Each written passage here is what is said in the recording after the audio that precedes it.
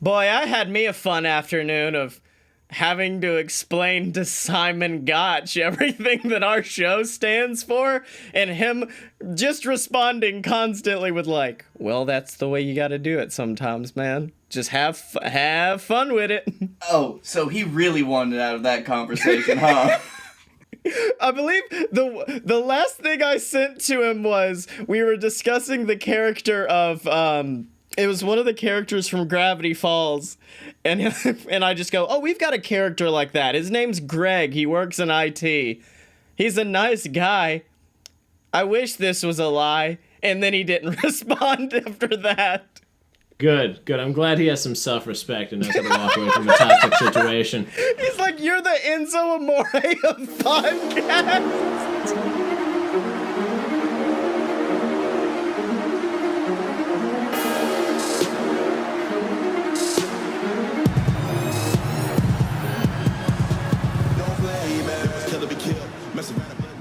Happy birthday to me.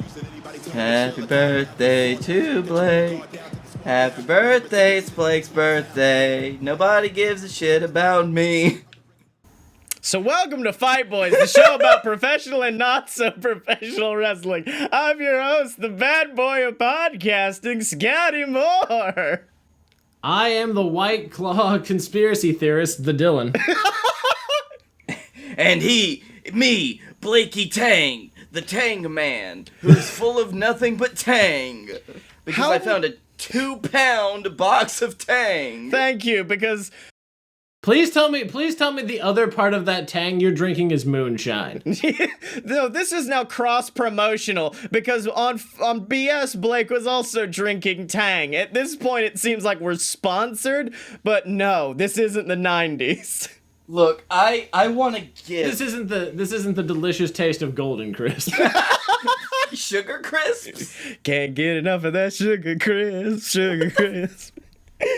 So, this is a show about pro wrestling. No, it's not. I guess, and the fact that it is Blake's birthday. Happy birthday. For your birthday, I wrote you nothing for JWF, so I hope you're ready for that. Your character is worthless now. I just want a title. I just You can... Listen, Blake, you can have the title of saddest boy on this podcast. I'm sorry, I talked to Simon Grimm and he was like, I like most of what you're pitching me, but that Blake guy's gotta go. We gotta get him out of there. You know what the worst thing is? I spent most of my birthday money on a bachelor party for my best friend who asked me to be his best man that's not Scottye. Yeah. My other best friend. I mean, I kind of figured it wasn't Scottye when you said bachelor party, and Scottye's already married and has a baby. Yeah. He has not had his official bachelor party yet. I consider Vegas my bachelor party. That is pretty true, yeah. If you ever have an official bachelor party, Scottye, I expect people will go missing. They'll be like, yeah, we were drinking White Claws, and then at one point Scottye just stands up at a table and says, there's no laws when we're drinking claws. And then 3 people ended up in the hospital. You show up to the vow renewal. I'm sorry, Scottye died of hedonism last night. He can't make it. We tried to stop him, but he just wouldn't stop fucking. We told him that fucking the empty White Claws cans was dangerous, but he just went with it. And he was fine with it. He's like, it's okay, it's the pomegranate one. No one cares. It is hard for me to think that the pomegranate, debacle was only a week and a couple days ago now. Burned into your soul forever. Mm-hmm. Anyway, professional wrestling happened this week. Some of it was actually pretty good. Yeah. I've heard it was good. I would like to say that since I moved into my new place, I don't have a cable subscription, so I can't even watch Raw or SmackDown anymore. Get that YouTube TV, baby. That's all it takes. And then you can watch it wherever you want. For instance, me behind the register at work.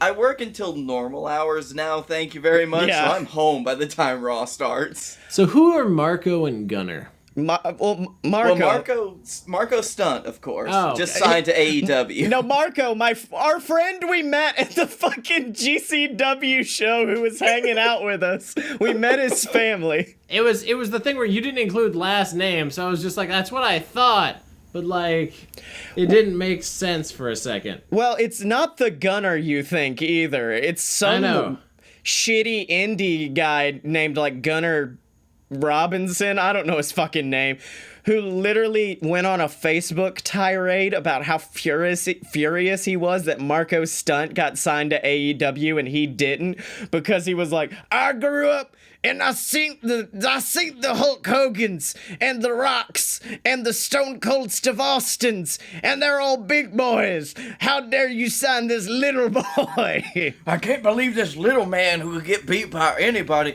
Do you know how angry some of the people on the wrestling subreddit were when Marco got signed? I'm like, dude. This is wrestling. This is the most unrealistic thing ever. Not to mention, Marco's fucking amazing. He's great. What do they have against Spike Dudley 2.0?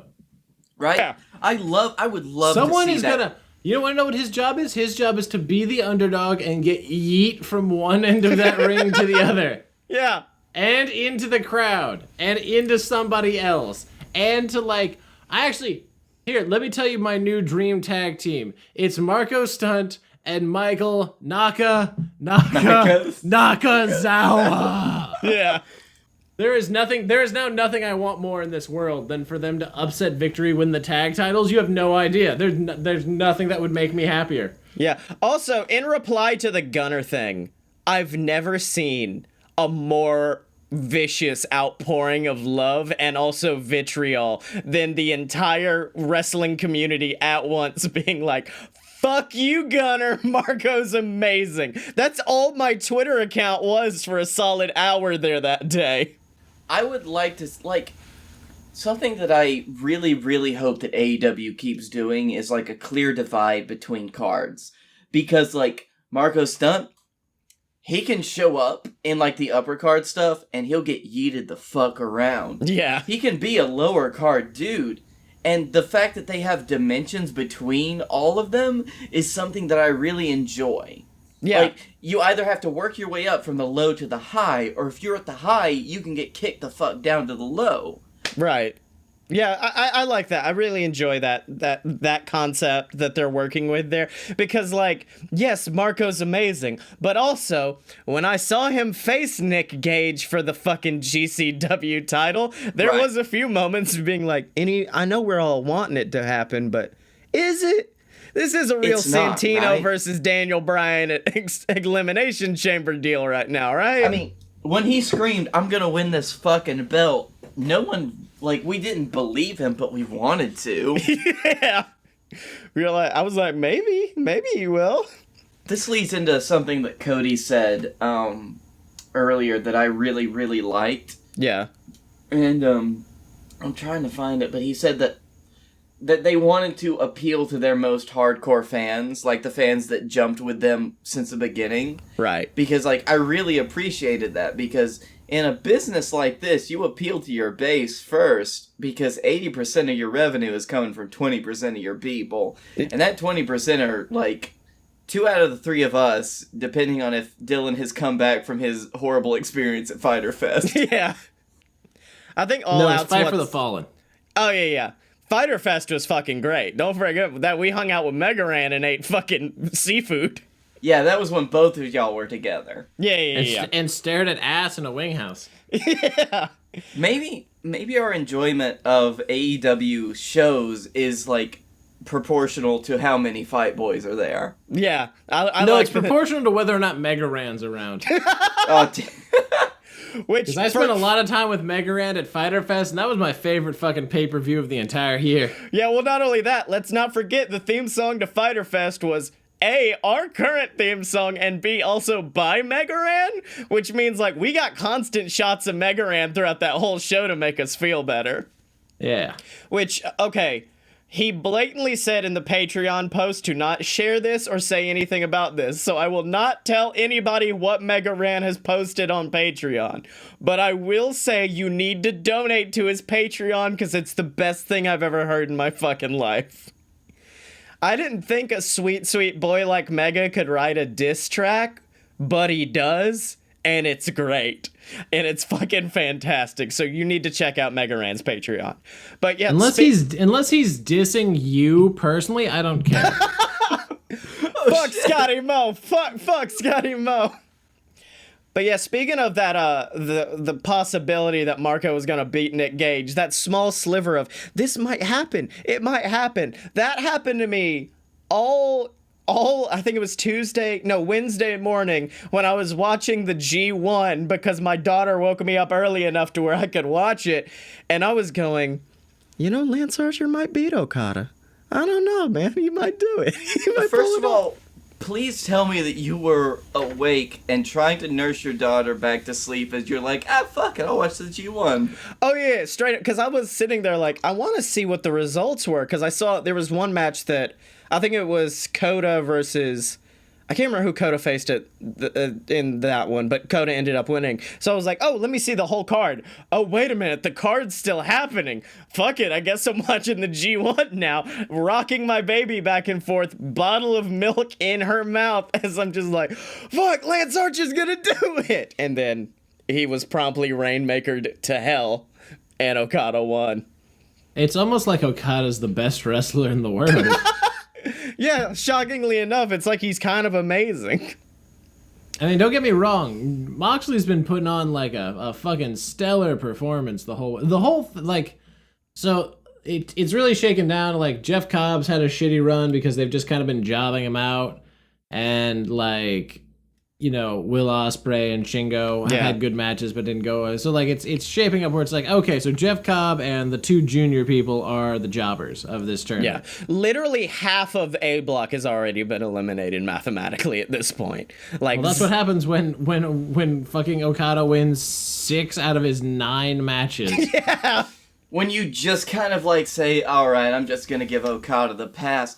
Like at this point, it would be better to bet on Okada for all of his matches, period. Yeah. Oh, no, for the rest of his matches, it's better to vote against him because there's no way he's making it to the final. Oh, yeah. Well, speaking of, I was going to put this as my babyface of the week, but I do have a different babyface of the week to talk about, and it's fucking Yano for finally beating Jon Moxley and keeping Did you doubt that? When they announced the blocks and you saw that match, did you not... That was the most confident pick I had of the entire pick'ems. Keeping my Naito in the finals dream alive. That's all I needed. Yep. All Moxley needs to do is lose all of his other matches. I mean, this is how it started for Omega last year. I think he lost to Yano, and then he just like lost his other 2 matches after it. Is it just the Yano problem? Yeah, Yano ruins, like, if you're going, like, oh, yeah, like the G1's going so great for my person, and they face Yano, like, you sweat that match out, because, fuck, you'd go either way. Yeah. Well, now on to WWE, so we can actually get some decent SEO in. I'm sorry. Both shows lost over 400,000 viewers from a year ago. Like, I don't want to talk about this anymore. They got a women's tag match that's literally all the women's tag teams, and there's been no build or interaction. Wait, what? I didn't even hear about this. This is a thing? Yeah. Yeah. It's Bliss and Cross, fucking the Absolution or whatever Paige's old faction was, the Iconics, and the Kabuki Warriors. That got announced yesterday. That's how little build there is for this. By the way, you know who Dolph Ziggler's probably facing? Goldberg. Don't ask me how the fuck that's happening, but it is. Also, Roman Reigns is facing Daniel Bryan because apparently Daniel Bryan was responsible for shit falling on Roman Reigns hysterically in a botched cut on national television because that's the company you want me to talk about. Oh man, can we break that one down at least?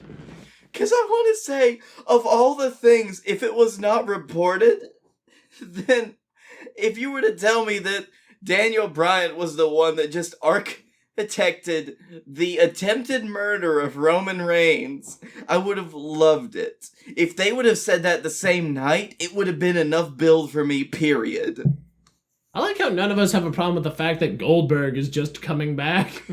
Man, listen, man wants to make up for his bad match. I'm okay about it. Did you guys hear about the only way I'll be okay with him making up for his bad match is if Ziggler actually beats him. Because I swear to God, if he comes back and beats Ziggler after that dog shit showing against The Undertaker, like, it'd be impossible for me to give less of a shit about WWE, but my God, they'd really be going for it there. That's because the longest Goldberg match ever in existence should have been the one with him and Brock at WrestleMania. I was gonna make a point about Goldberg, but no, yeah, he's gotta win, right? No, I need him to lose. I need him to go away. I need this to not be a Raw reunion where we have the old people from 20 years ago go over for no reason. Okay, I don't need this. I need Goldberg to go away. I need Shane McMahon to go away forever. I need him to go away forever. I bring this back Triple up. H Do you remember a couple years ago when he came back and it was the best thing ever? Yeah, until he had his match with The Undertaker, and then it stopped. But did y'all hear about the story of Meltzer reporting that Goldberg was gonna be Ziggler's opponent? It was buck wild. So, at some point in, like, the last couple weeks, Meltzer was, talking about who Dolph's opponent would be, and they basically settled on The Miz, but Alvarez threw a bunch of guys out there. Later in that week, some bullshit wrestling reporting site said, it's gonna be Goldberg. Meltzer reported it. And on the next episode of The Observer, like, Meltzer was like, I didn't report this, but guess what, y'all? It's Goldberg. And it's like, did that magazine see into the future? Like, are they just, is the rest of the world just a week behind? He said WWE called me and they said, how did you find out it was Goldberg? We were keeping it secret. And he's like, we just guessed. It wasn't even me. It was Alvarez. That's the best shit ever. Can I just say my favorite thing about that was that entire conversation y'all just had was the fact that I was like, y'all ready to talk about WWE? And you said, fuck off. Then my audio cut out and you guys decided to talk about WWE and shit I didn't know was happening. Like, I was like, the whole time I'm sitting here, no audio, being like, Goldberg? What the fuck? When did this happen? Yeah. Oh my God, you've been out of the loop for the last 24 hours. Yeah, baby. Anyway, going back to not WWE, WCPW, or What Culture Pro Wrestling, also known as Defiant Wrestling, is shutting down, largely due to the fact that they have no people that anyone gives a shit about. So is them too? Because WrestleCircus just shut down. I was about to say that. They're shutting. Except like one of them was due to the fact that the UK indie scene is dead because that's what WWE wanted. And guess what? They succeeded. Yeah. Everybody's saying that it wouldn't happen. We're fucking stupid. Like I said 2 years ago. It's almost like I knew. But no, WrestleCircus stopped because that guy didn't know how the fuck to use his money. It's almost like new entertainment wrestling. Let's save it, because that's gonna get into heels and faces right there. But whatever. Anyway, back to WWE. Sometimes you win and sometimes you lose, because I was sitting there thinking, wow, they're doing really well with this whole Fiend thing. The gimmick's working out perfectly. I'm enjoying the multiple sides. I enjoyed the Rambling Rabbit bit from this week where he's like, the funhouse is, and then he runs away, and then Bray comes on like, hey, no, we don't talk about that. And I was like, good. I would also like to say, like, the fact that Rambling Rabbit is, like, Bray's, like, cultist alter ego just really makes sense now, because I realized, oh, Rambling Rabbit, like, he talks a lot of shit, and then he gets utterly destroyed. He gets eaten by a bird. He gets crushed by a mallet. He's run off by Bray. And it's like, that's exactly what happened to him when he was doing that gimmick. I just like the fact that it's Rambling Rabbit, and Bray Wyatt's, like, whole Swamp Man gimmick was just he talked all the time, and people were like, he's not even making sense anymore. These are just words.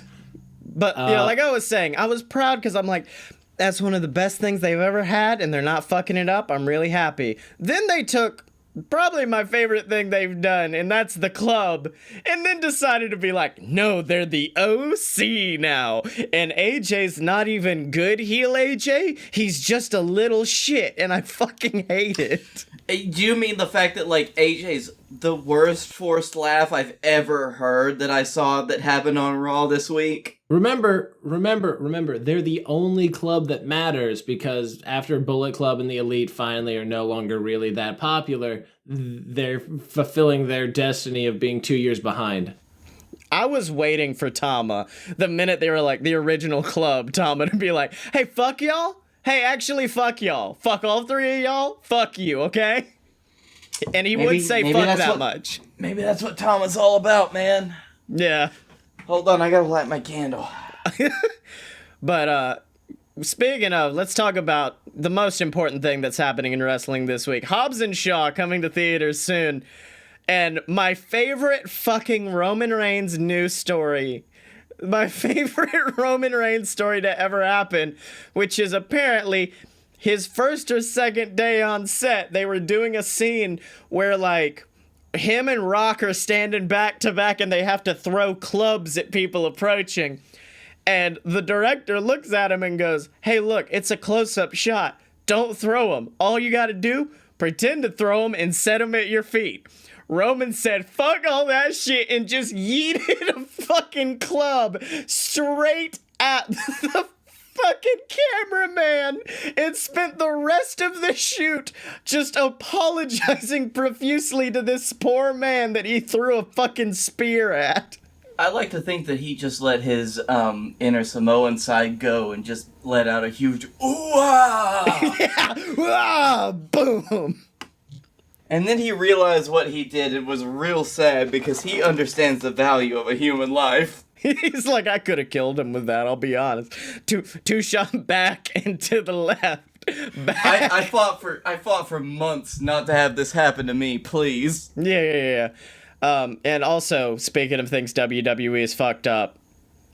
Oh God, Charlotte.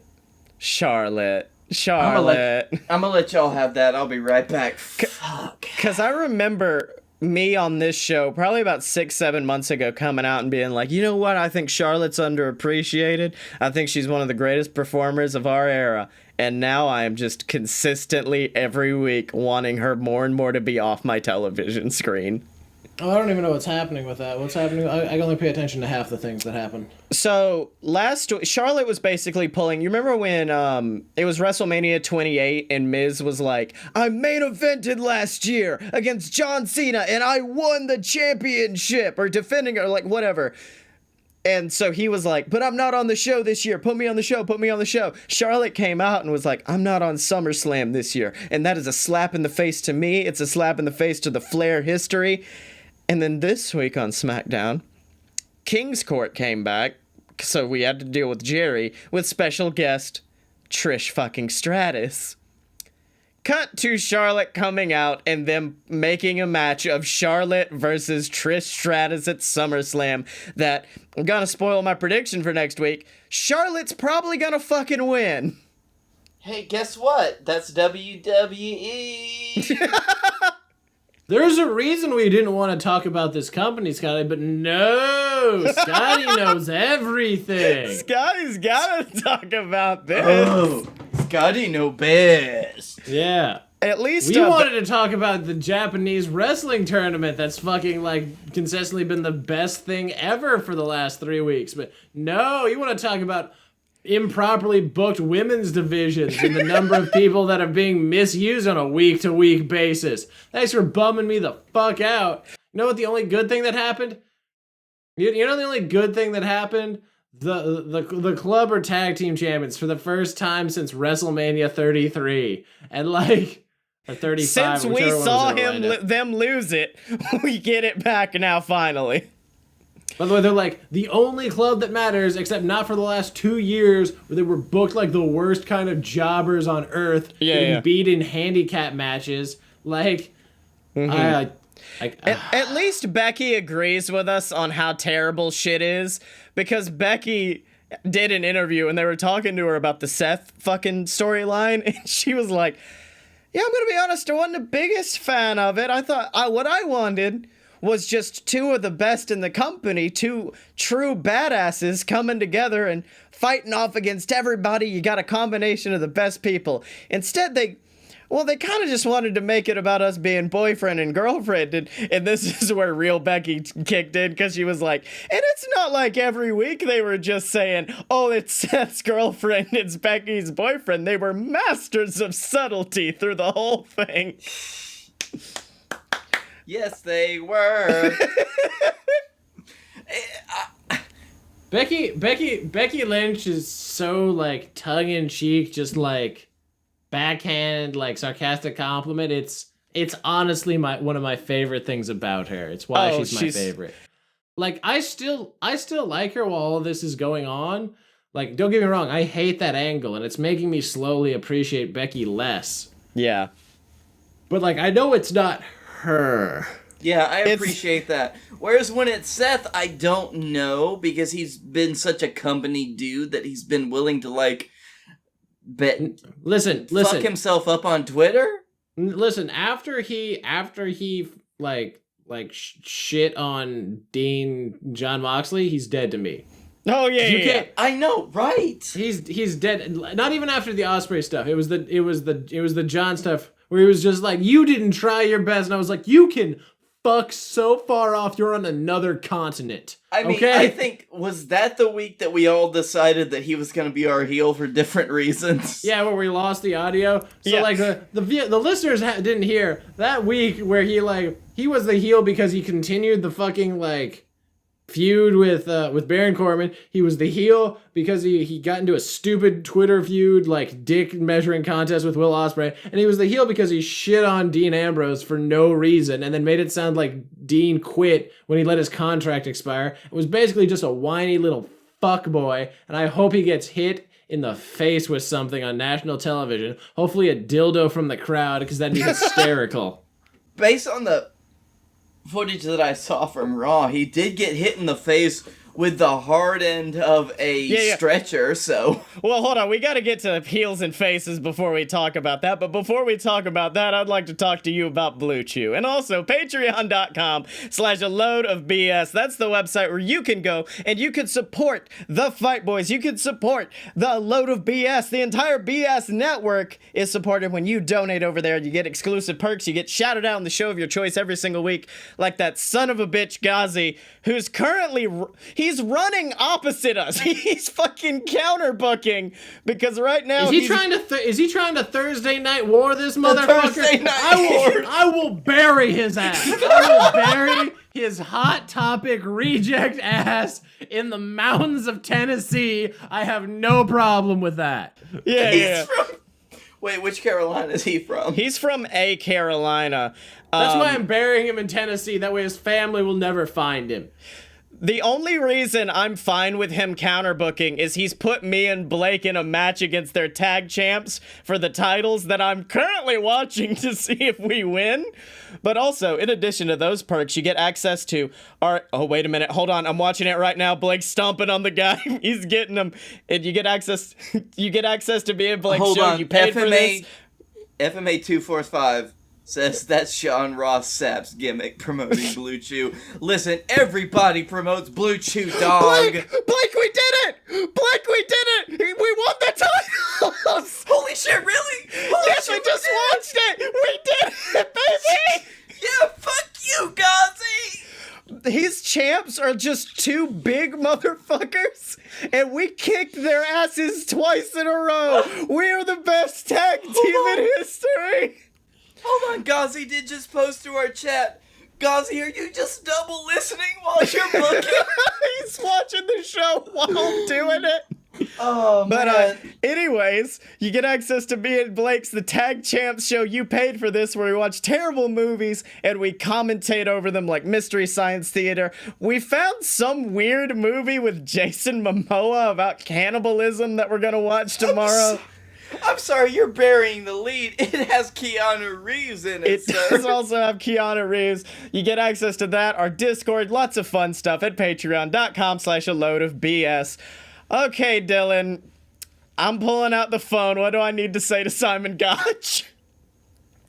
Hey, at Simon Gotch, thanks for indulging whatever your Twitter handle is, and his obsession with our with JWF, our kayfabe company. Sorry that he is the Enzo Amore of podcasts. Oh my god. Anyway, I really so I'm really excited because there's like 5 days of G1 left. I think so. Yeah. Are you excited because I'm winning?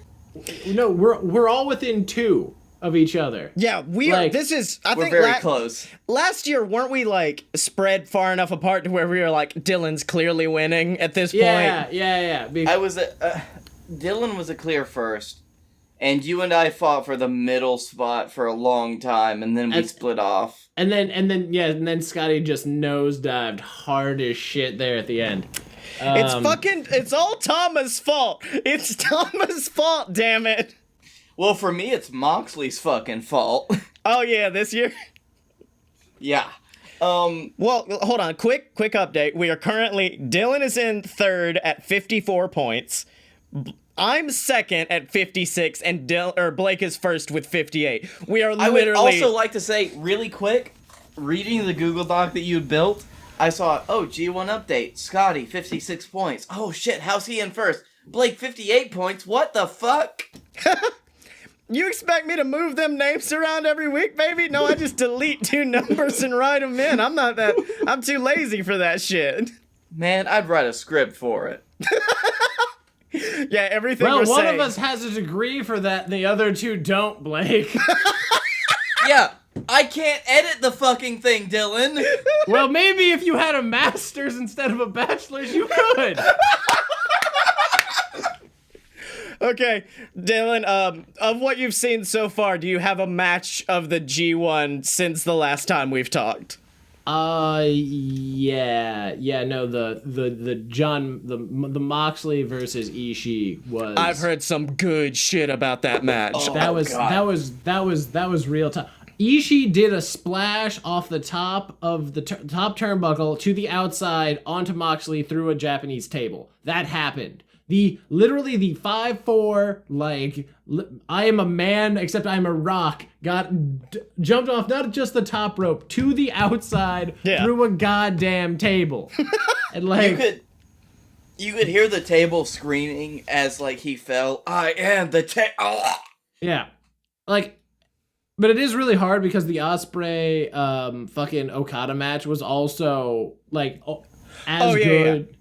That was the one where he countered the Rainmaker into a Spanish Fly, right? He's countered the Rainmaker into a Spanish Fly, and then Okada countered the fucking Stormbreaker. Yeah. Like getting like taken up for it, twisted out of it, then popped him with a lariat. Like, yeah. I don't know when. Like, Kazuchika Okada developed the ab muscles to do that, because he doesn't look like he has them, but fuck, he has core strength coming from somewhere, because he twisted like a motherfucker. I remember seeing the clip of the fucking Rainmaker into Spanish Fly, and I went to our chat like, Dylan, have you seen the match yet? No. Fuck, I can't talk about anything yet. We're gonna have to hold off then. It's so good. This one's been, like, there's been some disparity, but every night, like, because I'm on night 8. Yeah. So I'm only like 4 nights behind, and I'm only watching the ones that are like 4 stars or better from Meltzer, because I don't have that kind of time. And it's some really good stuff this year. It's not the best year, obviously, because like Fale kind of underperformed, Cobb underperformed. Yeah. And then there's not a lot of the same intrigue, just because there were so many unexpected losses that it kind of killed some of the momentum for some of the people. But I know that the last 3 days are going to be like, oh shit. Yeah. This is very easily like the year of Moxley for New Japan. No, for enough. Everything. For fucking everything, baby. True. But now let's get on to our heels and baby faces of the week. Would any of you like to start first?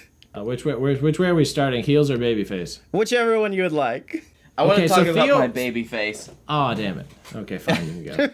Well, It's okay because it was your last Babyface, and that's Shota. Yeah. Because fucking Panty dropper, Shooter Umino. Dropping them panties, man. Drops those fucking panties, man. God, that whole promo was fucking amazing because you could tell Shota was pretending like he wasn't understanding. So he was just like, do I flip the bird with you? And he's like, no, talk to him, Shota. Talk to him, Shota. And that's a real panty dropper, isn't it? And that's when I was like, Moxley's back. He's been back, but he's back again. I would also like to say, Moxley, a lot of people have brought this up in his most recent match, but it's like, just because he doesn't want to do Vince McMahon silly shit doesn't mean that he's not up to do comedic shit, by the way, y'all. Oh no. He has amazing comedic timing. That he even admitted that was what got him into trouble with WWE, is once they figured out he had any sense of comedic timing and being able to not take himself too seriously, a la Seth Rollins. They were like, oh, you're fucked. It's like if you sell too much, then you're Dolph Ziggler. Yeah, but exactly. No, Exactly. It's so great. His entire match today with Yano, oh my gosh. I just saw the highlights of it, but it's just amazing. The finish. Yeah. And I mean, we're talking 12 hours or a little more removed from the Yano match, and that was the one that's oh my god, he can still do comedic shit. Yeah. Really good. Well, so Shota with an honorable mention to Moxley. Yeah. Well, you brought up Seth Rollins, which leads me to my babyface of the week. A man who, if you told me 3 weeks ago he'd be my babyface of the week, I'd call you a damn liar. But that is, of course, the current Universal Champion, Brock Lesnar, for playing the role of the entire fucking internet as he came out and murdered Seth Rollins live on television. Then pulled him out of an ambulance, murdered him a second time. Yeah. And still got cheered. Well, I read about it, and they were like, he F5'd him onto a chair. And I'm like, okay, cool. So, the chair was on the ground? No, bitch. He set up that whole chair and was like, nope, bam. Yeah, and then, just the shot of, Seth staring out and then blood coming just out of his mouth and not, that's, oh, God, that's more that's more blood and guts than any fucking thing AEW's ever done. I mean, true.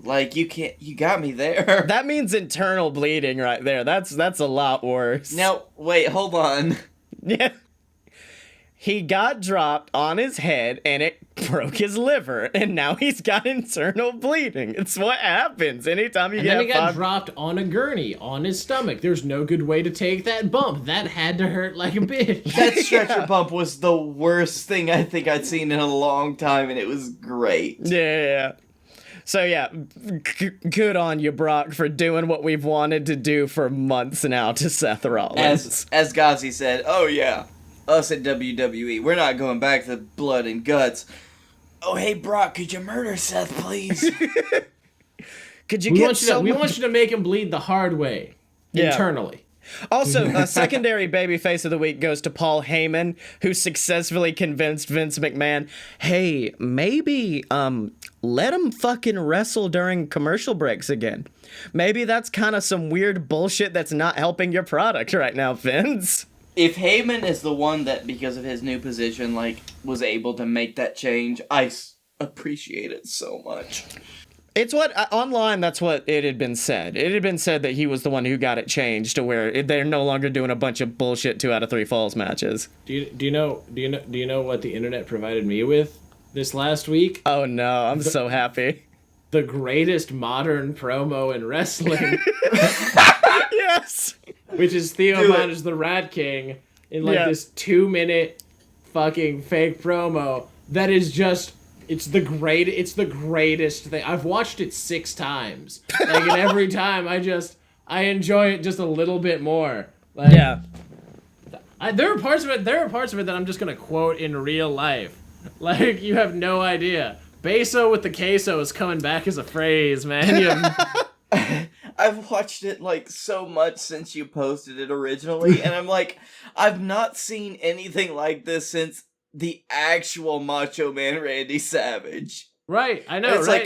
It's Why did we fuck up a rat gimmick so bad that he had to come along and correct it? No. I saw this and I was like, if this character isn't in JWF by the end of this year, we failed. We've failed Theo Von. We just need to be like, hey, listen, dude, we're taking this, and I just wanted you to know we're taking this. Yeah.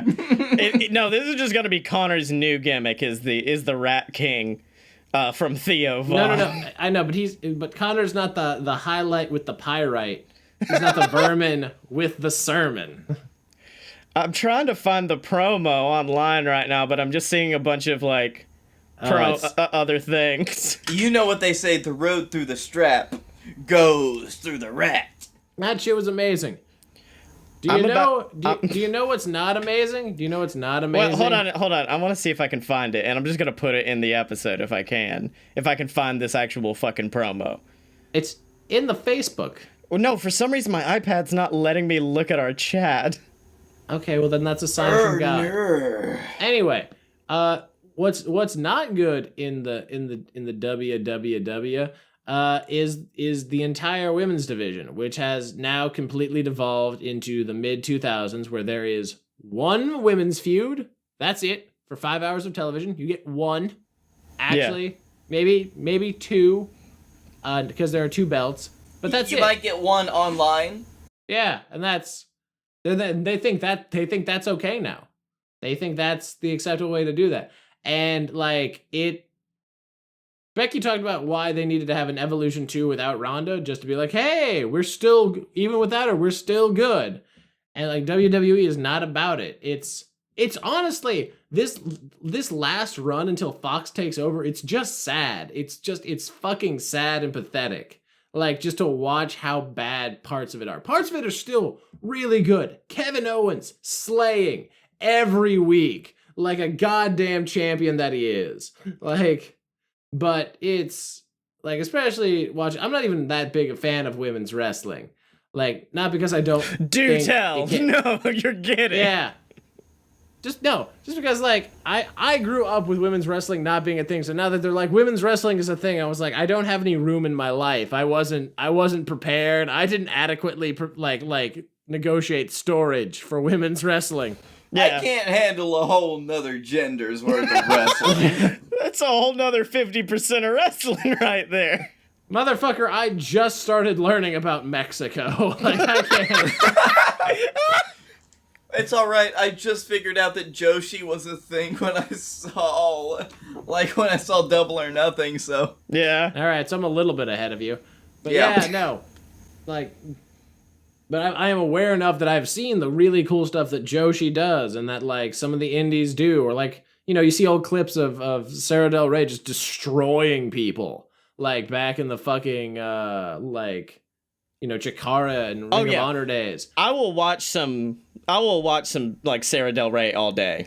Yeah, and then you tune to today, where it's just, okay, what's going to happen this week? Oh, Nikki Cross and Alexa Bliss are going to both wrestle the same person? Yeah. Again?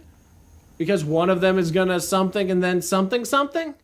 And then it's just the same shit. And it's horrible because they have enough people to where they could do it, and they have enough time because they have 5 fucking hours of television. Yeah. 5 hours! They have 5 hours, they have 205 Live, do they still do main event? Maybe. Yeah. It's online, but it's there, baby. It's there. That's where they've delegated Dana Brooke and like letting her hone her skills. But like even she's putting in an effort, and she can't get anything. Like no one can get anything on television. Not Ember, not like Dan. No one can get into these things, and it's just depressing. It's depressing to watch, and I can only hope and pray that when it gets to Fox in a couple weeks, because Fox is like hard, like there will be no wild card. There will be no like, and they're fucking foot down, like fuck off. I can only hope that when that happens, shit course corrects because they realize that they have to like. I want Fox to put the hammer down, like as Meltzer was reporting it, like saying like, no, fuck that shit. Yeah. If you're going to give us SmackDown, you're going to give us a good SmackDown. Mm-hmm. Well, my heel of the week, and we already discussed him, so we don't have to go, is the fucking WrestleCircus guy.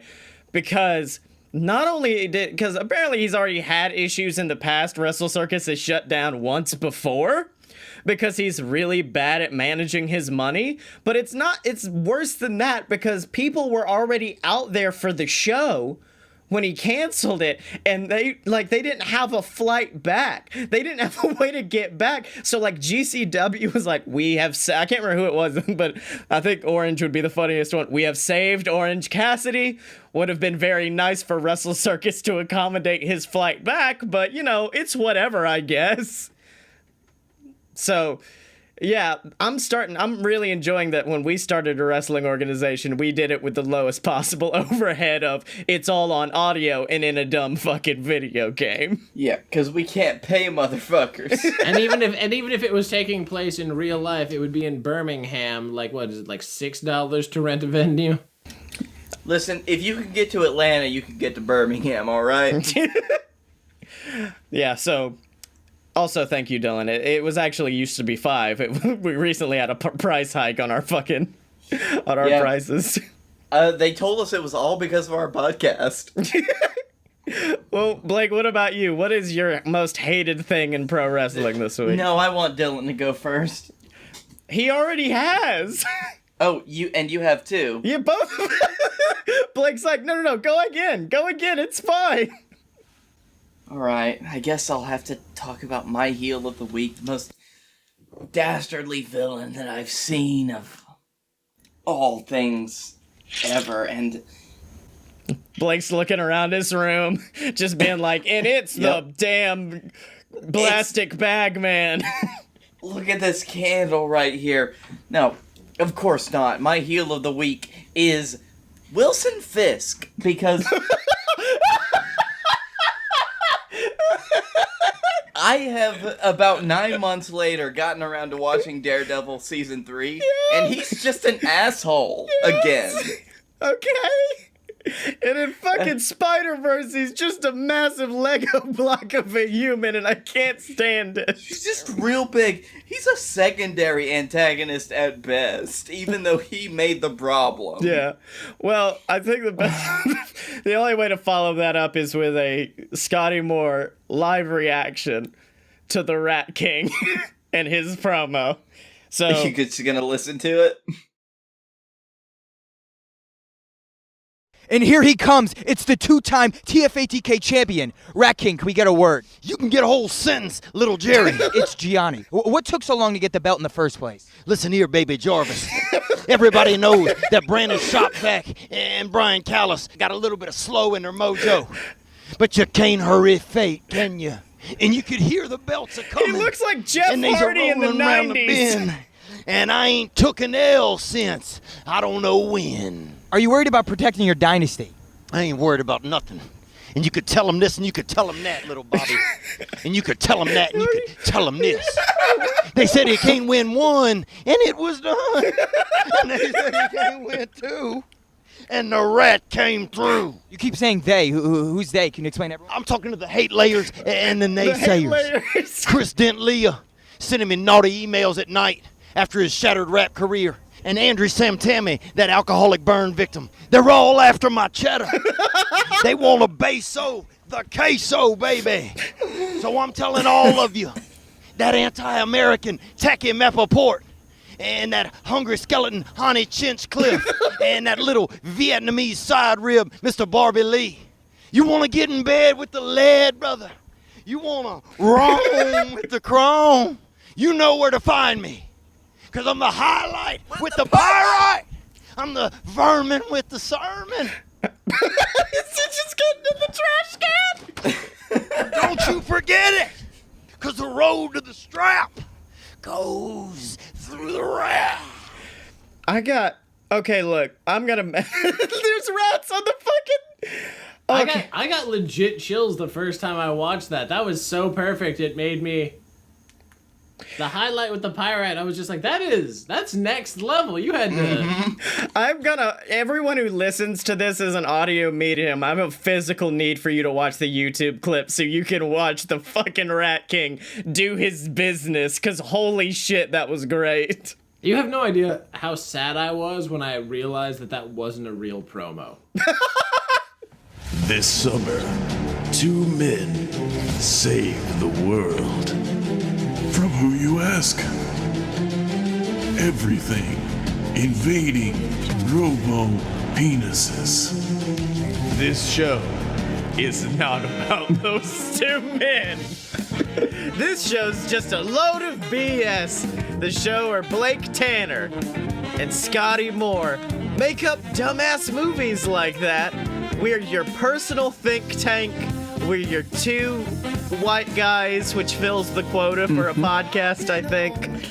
And we're just gonna be here to have a good time and talk about sauerkraut. That's right, except no substitutes, ladies and gentlemen, because this is that pure, uncut BS.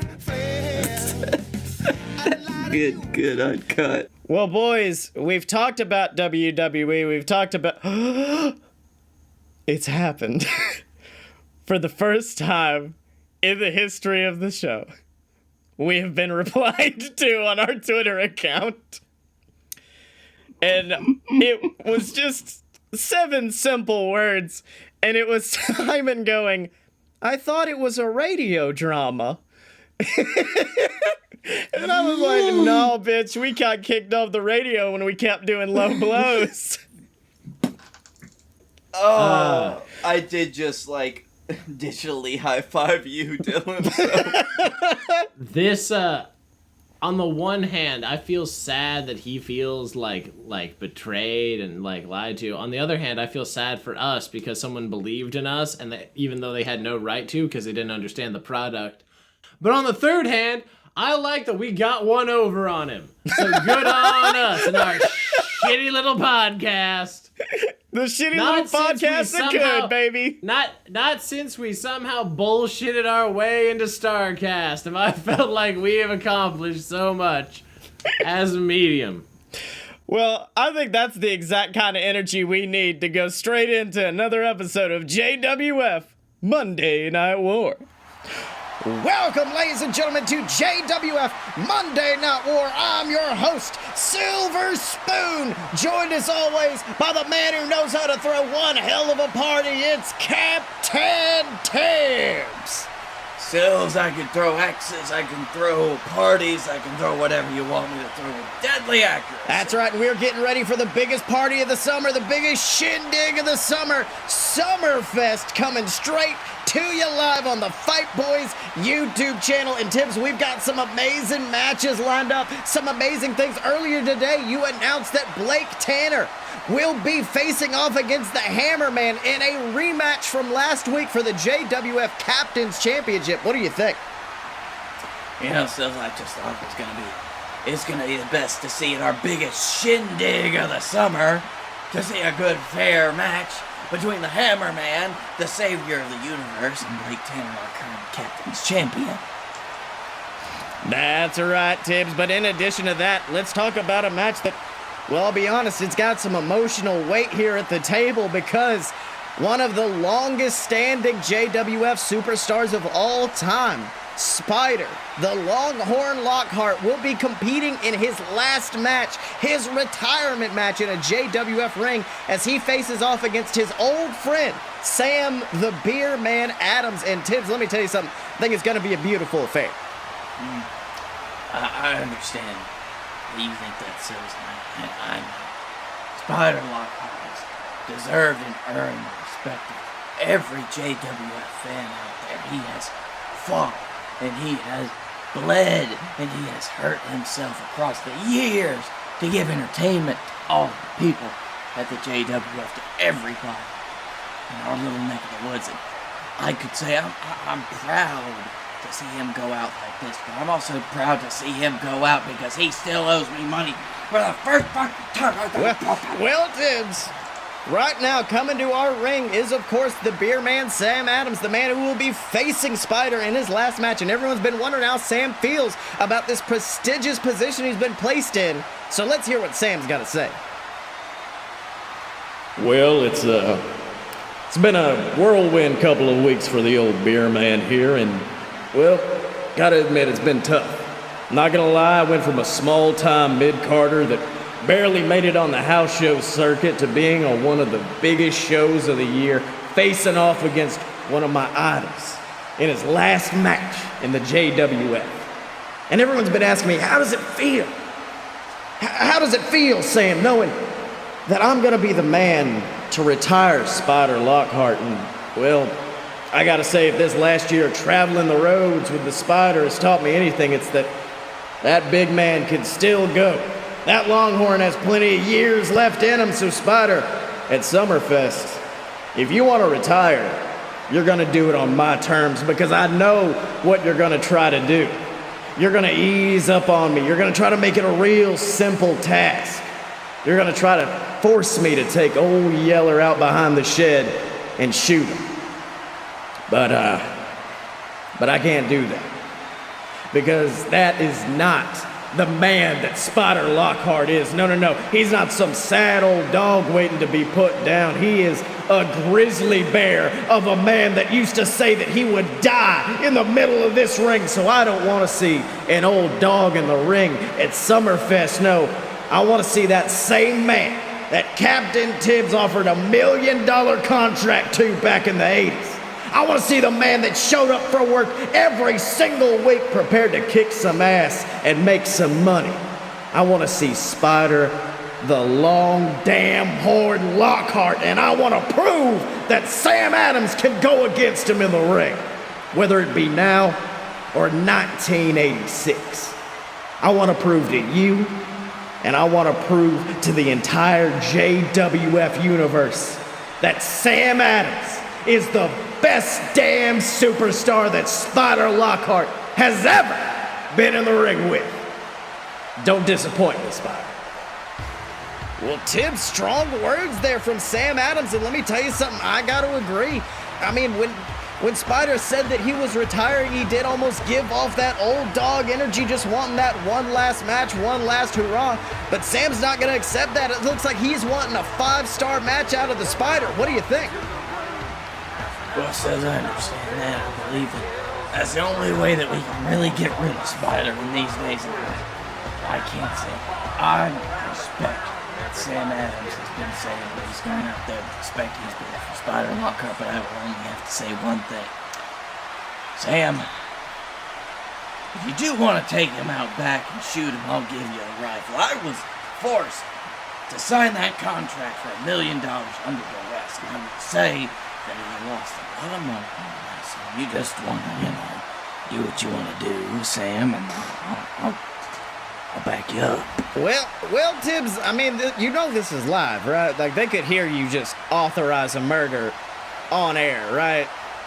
I did not say that, Sills. I only implied it. That's right, Tibbs, but I mean, let's be honest, we were all shocked when Spider made that announcement that he was retiring. And speaking of shocked, let's talk about last week when after Blake Tanner won the JWF Captain's Championship, the entire JWF universe was shocked. Scottye Moore was shocked as the debut of the bad boy Joey Janela happened. He came out to the ring, stood toe-to-toe with Scottye Moore in the ring. The crowd went crazy. Tibbs, what did you think about the bad boy?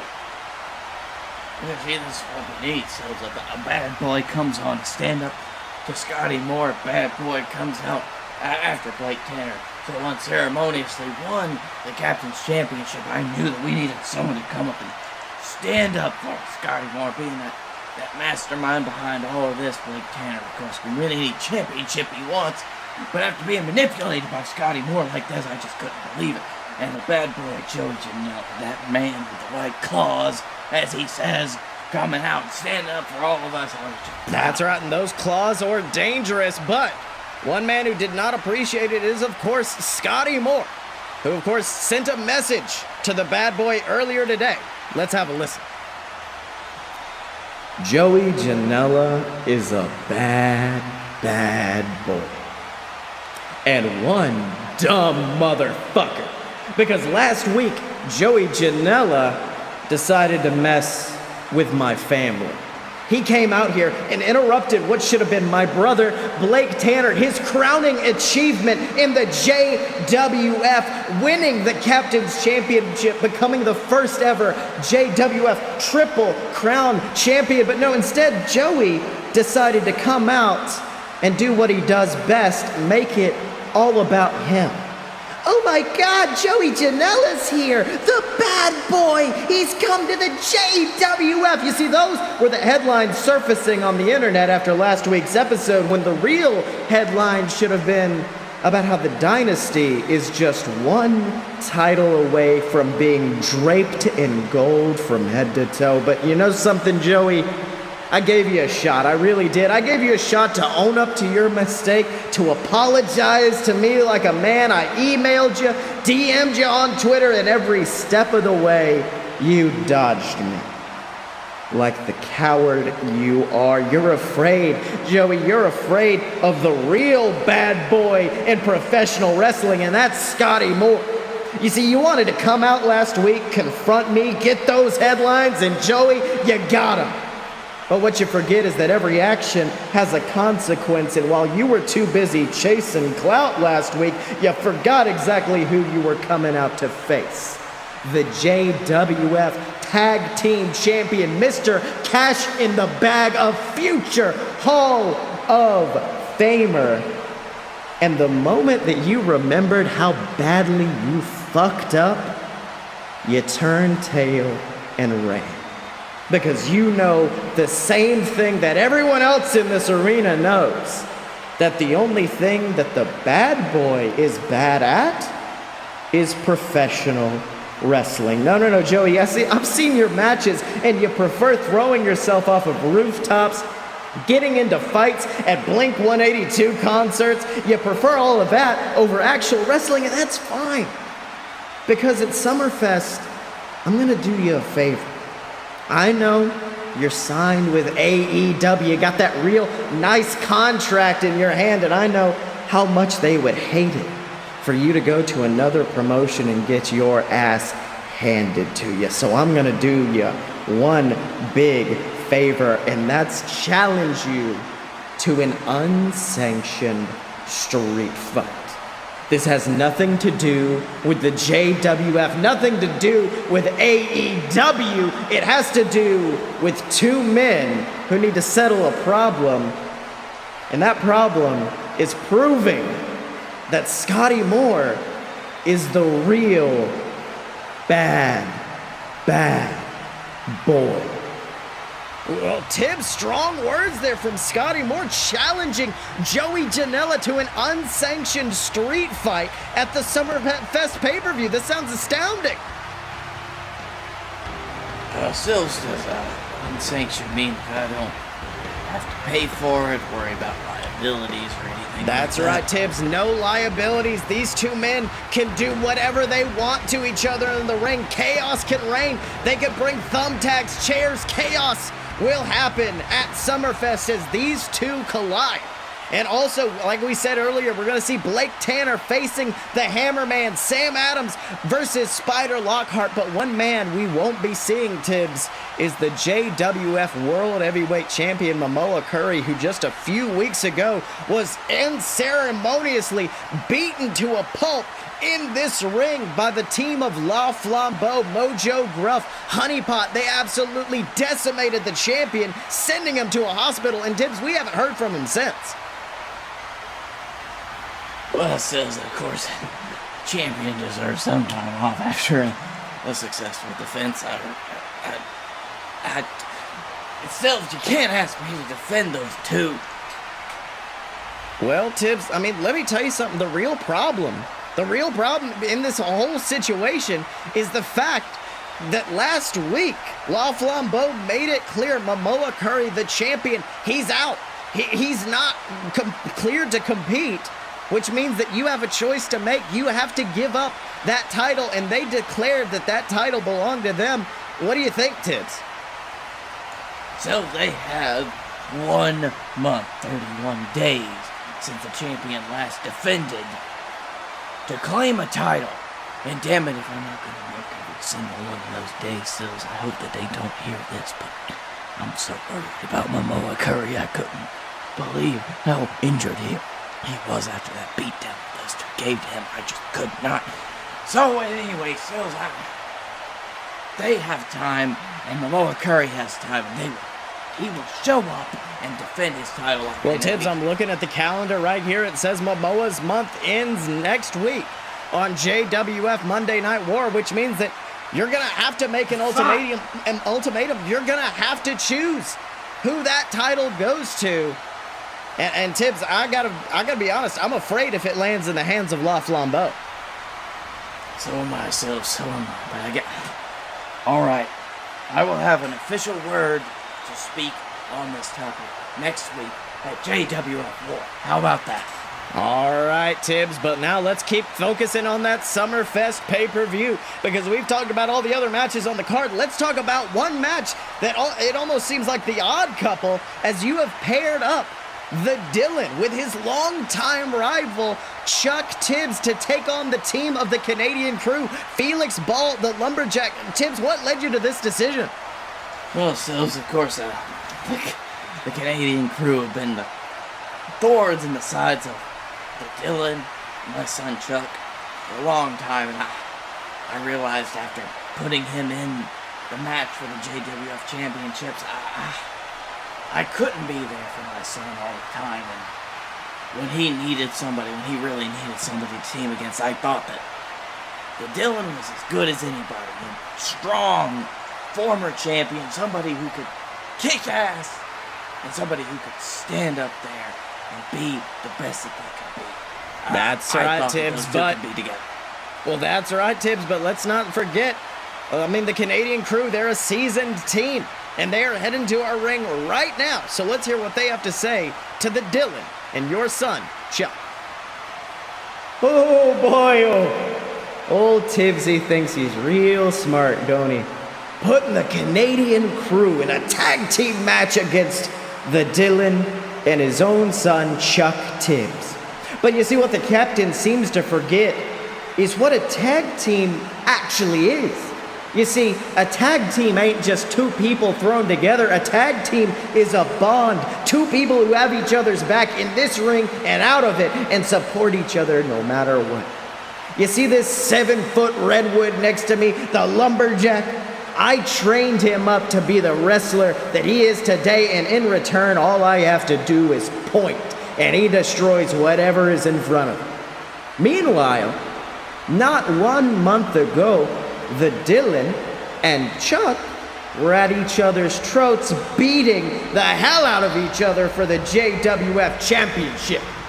And you know something, it's not exactly like Dylan's the most trustworthy guy, Tibbs. I mean, he could leave your boy high and dry, and then what?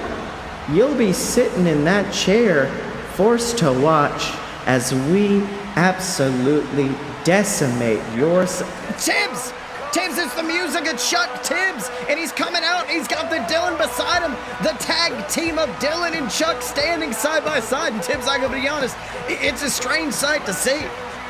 Let's hear what these boys have to say. Really, Ball? You're gonna bring in my history into this? Alright, I'm gonna history lesson. If I cast my memory back before the rivalry with Chuck here, back before Mojo Gruff, back before Momoa Curry, if I cast my memory all the way back to when you debuted the Lumberjack in his first match, I beat his redwood ass from one side of that ring to the other. Yeah, and you know what? I kicked old Ball's ass the first time I was there. It's a good thing to add, you know? That's literally just the same thing I said. Oh, yeah, I know, but I just thought it was a good thing to add, you know, the two of us talking. No, this is you trying to talk over me. We talked about this. You don't need to talk. No, you don't need to talk. Okay. Look, you two idiots. You want to talk real history?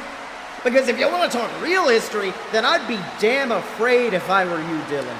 Because it doesn't matter if his name is Chuck Tibbs or if his name is what it truly should be, Canada Charlie. You're standing next to a man that's my former student, my former teammate.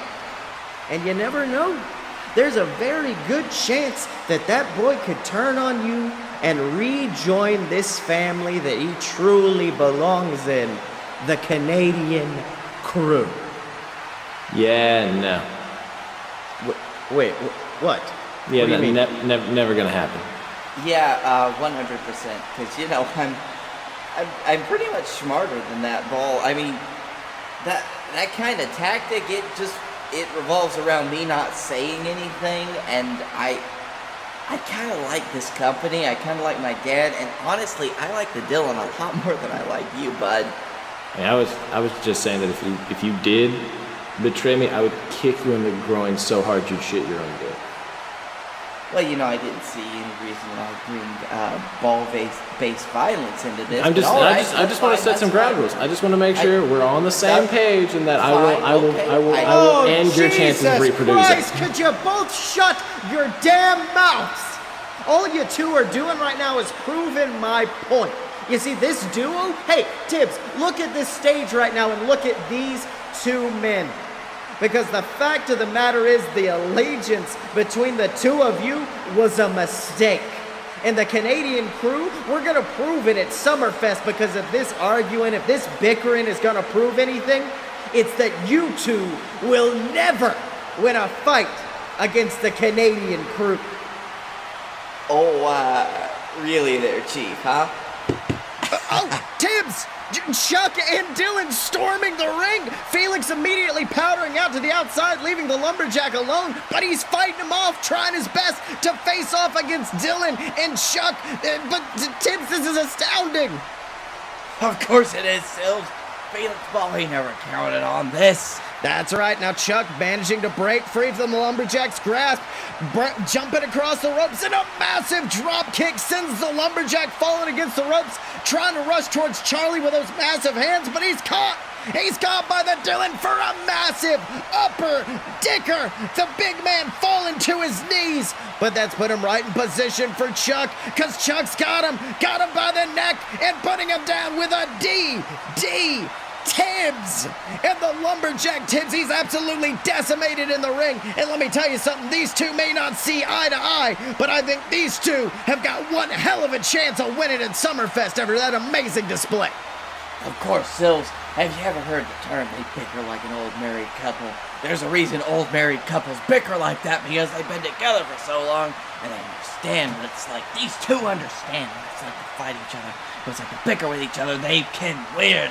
That's right, Tibbs. This is going to be an absolutely amazing pay-per-view. We're going to see this odd couple of Dylan and Chuck take on the Canadian crew. Scottye Moore versus Joey Janela in an unsanctioned street fight. We are going to see Hammerman versus Blake Tanner. We're going to see the retirement match of Spider Lockhart. All of it's going to be amazing. But in order to find out what happens next, you're going to have to tune in next time to JWF Monday Night War. So, boys, it's been one hell of an episode. I have a very important question. What did you learn this week? I learned never to prompt me or Dylan to talk about WWE ever again. It curses my audio. It cuts me out. I learned that the road to the strap goes through the rat. Yeah, boy. And I learned that my new pro wrestling best friend, Simon Grimm, thinks that we're apparently on the radio now. No one listens to the radio, Simon. We're on a better place. More people listen to us. Welcome to WRESTL, your number one hope for all your wrestling news, with Scotty Moe and the Fuzz. Are we the Fuzz? We're the Fuzz. I did not agree to this. No. Hold on. Is this the same kind of naming gimmick we had at StarCast? I still need to contend that. So, where can people find you on the internet, boys? You can find me at Blake A. Tanner on the Twitter. You can find me at the Darkroom Vidya. That's Darkroom VIDYA on YouTube. You can find me at Dick and Stormy on Twitter.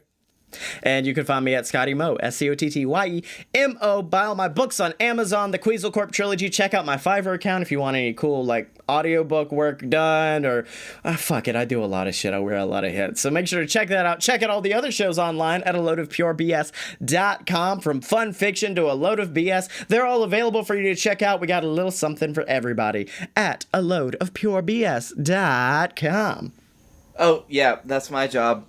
Special thanks to Megaran for his song Fighters, which we use as our intro and outro music, baby. That we stole directly from AEW. AEW, AEW. And of course, remember to support us. If you can't do it monetarily, we understand, by picking up some Patreon, going to Patreon, picking up some merch.loadofpurebs.com, whatever. If you can't do that, just leave us a review on iTunes, subscribe to our YouTube channel, or just send us some feedback on Twitter. We love hanging out and chatting with you guys and getting some news from y'all. And as always, you can find us at loadofpurebs.com. Step up to the merch table at merch.loadofpurebs.com. Find us on Facebook, donate to the Patreon, subscribe on YouTube, and remember to follow us on Twitter at Fight Boys Show, Simon Grimm, because when you're a fight boy, you're a fight boy for life.